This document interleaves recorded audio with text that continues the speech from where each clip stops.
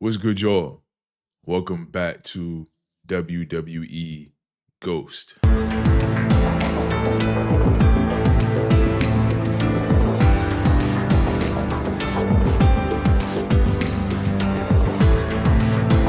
If you haven't heard, I would assume that you live under a rock.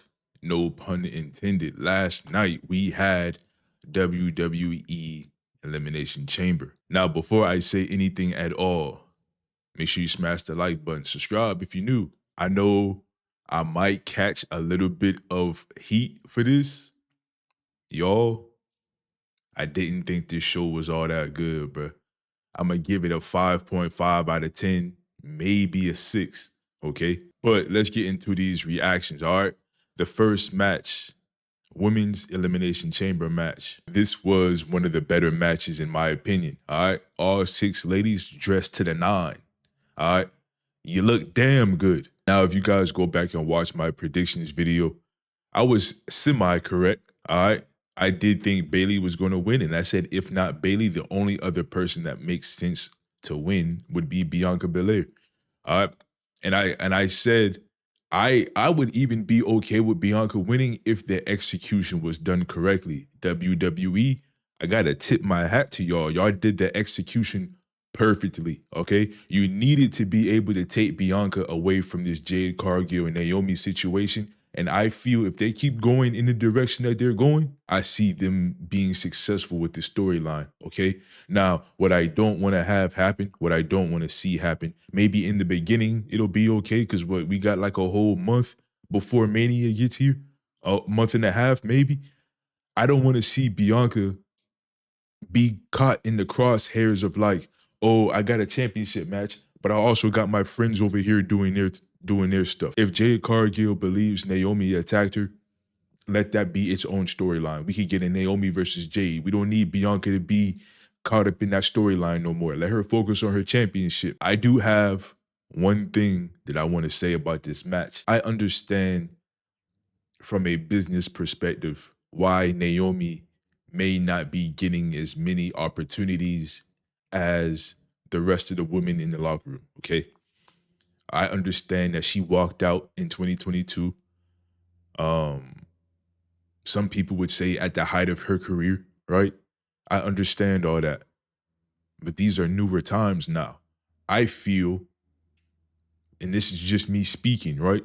I feel Naomi already paid the price for walking out, right? But I gotta call a spade, y'all. I gotta call a spade a spade. I feel somewhere in the higher ups. I don't want to say it's Triple H specifically, but somewhere in the higher ups, I feel like Naomi is not a very liked individual. My reason being, if you guys remember in the last Elimination Chamber, Naomi was the first one to be eliminated. Doubling back this year, my dog didn't even get to compete. Now I understand storyline Jade Cargill coming back, but I mean, damn. When does my dog Naomi get a little bit of victory, a little bit of shine, a little bit of something, right? Now I'm hoping the direction WWE takes this in is that we get Naomi versus Jade Cargill at WrestleMania. I would like to see that. Naomi deserves a WrestleMania moment. Whether win or lose, she deserves to compete on the grandest stage in them all. Bailey, Alexa Bliss, Roxanne Perez. You got Liv Morgan, Bianca Belair, and Naomi, okay? I thought all 6 women did phenomenal. I thought there was a little funny moment where Liv Morgan told the cameraman to get the fuck out of her way. I thought that was hilarious. Let me say this, y'all. Roxanne Perez, we looking at the future of the women's division. Give 5 to 7 years, Roxanne Perez is gonna be at the top of the top. I don't think there's a person in this universe who doesn't think Roxanne Perez is gonna be a future champion. She can be a face, she can be a heel, a tweener, whatever the hell the case is. Roxanne Perez can go in the ring. She's solid on the mic. I like Miss Roxanne Perez. I see a very bright future in her WWE career. All right. As far as everybody else, they've kind of been in the game for a while now. All right. I kind of knew Liv Morgan wasn't gonna win. So when it came down to her and Bianca, I was like, how do they do this and give Bianca her another WrestleMania moment? All right, I thought the women's chamber was done beautifully. The only bad thing I got to say is that I wish Naomi was represented better. All right. Black History Month just ended. Let the girl at least get a minute in the ring first before you got Jade Cargill coming out. All right. Speaking of Jade Cargill, let me speak on that. Oh man, I see that storyline going so many different ways, y'all. So many different ways. I've seen somebody say a very interesting point earlier, and I gotta I don't remember the person's name. I saw it on Twitter. I wish I screen captured it. Somebody said that they still don't believe Naomi attacked Jade Cargill. All right.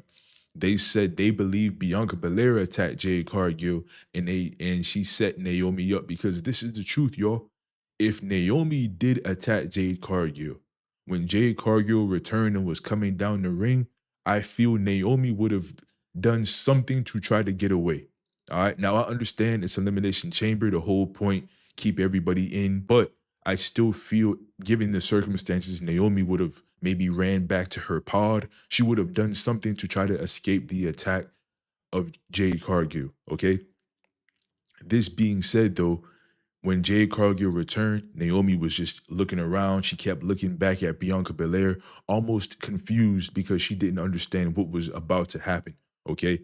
Now this could all be wrong speculation on my behalf, but I feel even now, I still don't think Naomi was the one to attack Jade Cargill. I just don't think so. Who attacked Jade Cargill? I don't know. If you guys go back and watch, as Jade Cargill was coming down the ramp, Liv Morgan said, "I wasn't the one who attacked you." As Jade Cargill got up on the apron, she replied back to Liv Morgan and said, "I know it wasn't you who attacked me." So that means Liv Morgan's clean. We could also, just by association, could we say that Raquel Rodriguez is clean? I don't know. Maybe Raquel attacked Jade Cargill and Liv Morgan didn't know about it. All right. We don't know. The only thing we do know is that Liv Morgan is clean. All right. This being said, Naomi still in the hot seat. Bianca Belair still in the hot seat. Raquel Rodriguez still in the hot seat. All right.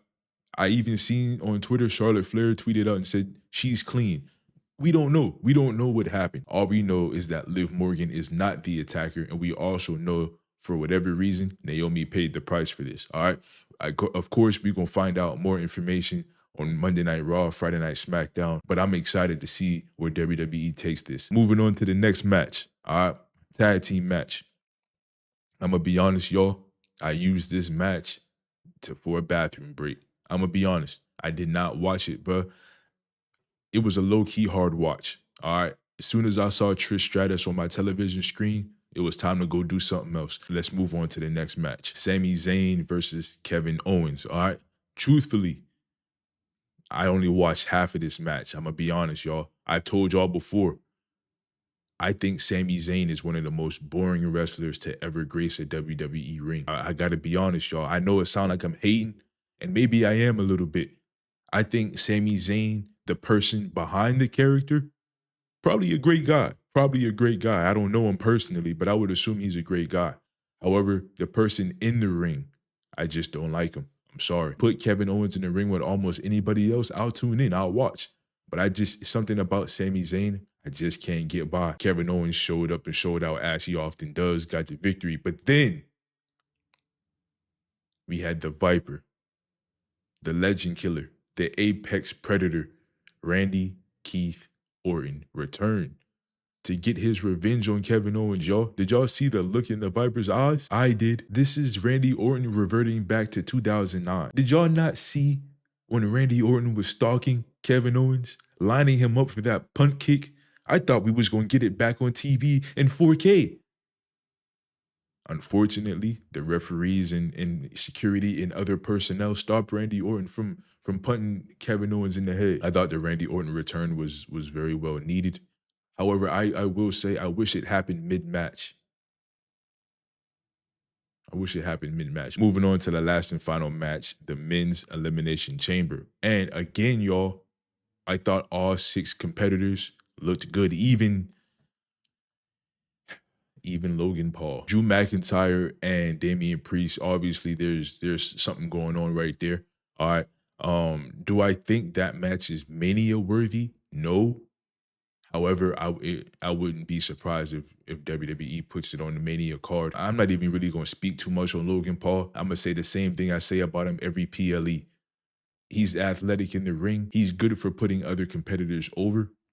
However, I'm just not sold on the guy. I don't like him more than I don't like Sami Zayn, and that's saying something. If you know me, that's saying a lot. Obviously, Seth Rollins, John Cena, CM Punk all did tremendous in this matchup here. And speaking of those three, let's just talk about those three. Obviously, you know the history. All right. We've seen a big John Cena versus Seth Rollins feud back in like 2015 or whatever it was.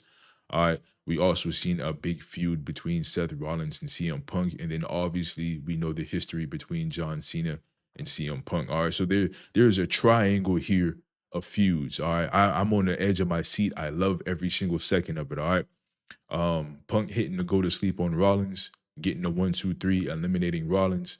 I thought it was done beautifully. All right, but then Seth Rollins, just the devious bastard that he is, he had to get his lick back. All right. He had to get his lick back.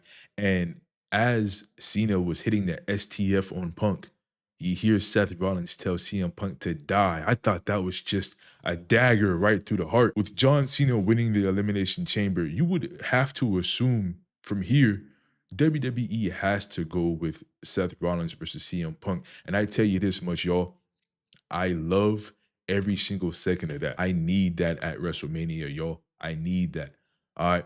And then, of course, John Cena winning the Elimination Chamber. I knew the only two options to go from here is you got John Cena winning or you got CM Punk winning. Now, personally, I would have went with CM Punk only based on what actually happened. If John Cena was going to win and then turn heel, I would much rather have CM Punk win. I've seen a lot of people online say that they was happy John Cena turned heel. They happy John Cena needed to do this a long time ago. Me personally, y'all, I don't think John Cena should have turned heel. I honestly feel everything that happened after John Cena won the match should not have happened. We can do John Cena versus Cody Rhodes without The Rock having anything to do with it, y'all.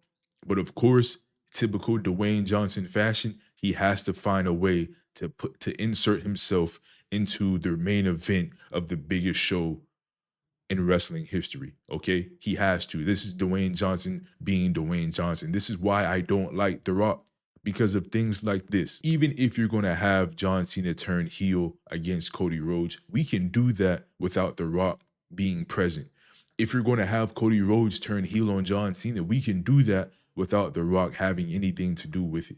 That's my biggest takeaway from all this, is that Dwayne Johnson should have never been in that ring. We're not even going to talk about Travis Scott. He shouldn't even have been there. But I don't think John Cena should have turned heel. Okay. I don't think turning heel adds to his character, because now I was under the impression that if we do have John Cena turn heel, let him revert back to his thugonomics gimmick, which would have been fine with me, right? However, I think we're getting something a little bit more corny. I think we're going to have a more heel but corporate John Cena. And that right there just, do I think John Cena is going to beat Cody Rhodes for the WWE Championship to become a 17th time world champion and beat Ric Flair's record? Yes. Do I like the execution and the way they're going about it? No. Me watching this Elimination Chamber match, I could look at John Cena and I could tell he's lost a step in the ring. When I think about a heel, how the way a heel works, a heel is supposed to be top of his game, right? I think about 2009 Randy Orton. I think about 2009 Umaga, right? Batista almost all of his career. I think about Triple H almost all of his career. You never really see these guys when they're not at the top of their game, right? So looking at I don't want to use the word washed, but looking at a 2025 John Cena and thinking this is going to be the heel that takes out Cody Rhodes, I'm not sold on it. I'm not sold on it. I think WWE did a wrong move here. All right. Cody Rhodes is fresher than John Cena. let's have Cody Rhodes turn heel against John Cena. I don't like John Cena turning heel, but I would like to see John Cena break the record. And I think whether he's a heel or a face, people are going to cheer whenever he beats Cody Rhodes at Mania. Okay. All that being said, though, y'all, I hope that you guys enjoyed Chamber probably more than I did because I didn't really enjoy it too much. I think the next PLE we got is WrestleMania, right? Something else might happen. We might get like an NXT or like a smaller show, but I think the next big PLE is going to be Mania. Outside of that, though, y'all, hope that you guys are having a good day. Go love yourself because I love you, and I'll see y'all in the next video, man. Gang, gang.